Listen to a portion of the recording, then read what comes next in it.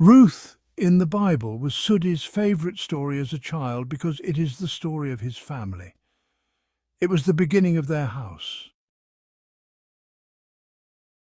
It is said that Naomi, her and her husband and her 2 sons went into the land of Moab, pronounced almost in one syllable, to earn a living. And in doing so, these 2 sons grew up to an age and decided to take wives. Now it is said in the scrolls that we must not take wives of another than what we ourselves are. But they spoke with the priest about it, and they were told that as long as they, the women, had accepted Yahweh as their God, they would be allowed to marry. So they picked the 2 wives they would choose to marry, and they happened to be sisters. One was Ruth, and I cannot remember her sister's name just now. Anyway, so it came to pass that several years had passed, and there was a great sickness among the people. Naomi's husband sickened and died, as did her 2 sons. She decided she would go back into her land, which was Israel, taking with her what few possessions she had and going back to her people. Then she told her daughters that they were young and they should stay here and marry and be among their own people. And Ruth's sister agreed to go back to her parents' house. But Ruth told her that when she left her parents' house, she was no longer their daughter, and that Naomi was her family. Therefore, whether she would go also, Ruth would. And Naomi kept saying, "No, no, you cannot do this, it is strange. Our people are different." And Ruth says, "Do I not follow Yahweh as your people?" And she says, "Yes. And do I not observe the law?" And she says, "Yes, therefore I am one of you." And so she decided that they would go together rather than go alone, for it would be a very hard journey. And they went together, and they made it home. And when they got there, of course, everyone mourned for the fact that Naomi was without a husband and had no sons to carry on the name. She went back to her house. They were not really poor, but they did not have very much money for things to eat or anything, and such is how they lived for a while.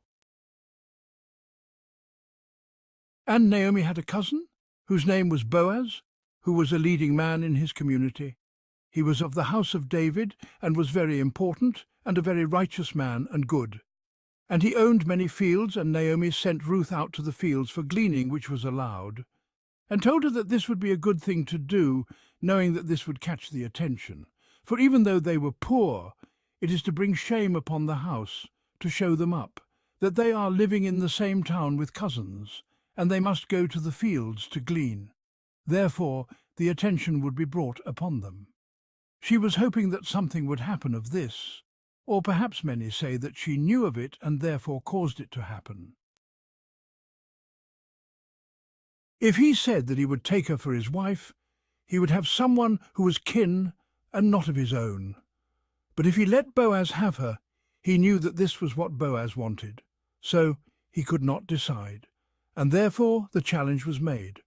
The challenge in front of the judge, that he must either accept her as his wife or to give him his sandal, which is to say that the bargain has been struck, and they have decided that this will pass. This is so that it will be legal if the sandal is passed, and therefore he was shamed into doing this thing in front of the people. So therefore they lived and grew. It is from the meeting of Ruth and Boaz that the house of David was formed. They are very important. They are my people, their house. And their son was David, their grandson, their son's son. And it goes on from there. Ruth was happy with the decision because it is said that part of it she went out and made herself known to Boaz so that he would know that this was her choice. This is part of everything also. And together they broke bread, and it was decided. And then they went through the public rescinding of rights. Rescinding means to cancel, so to cancel the rights.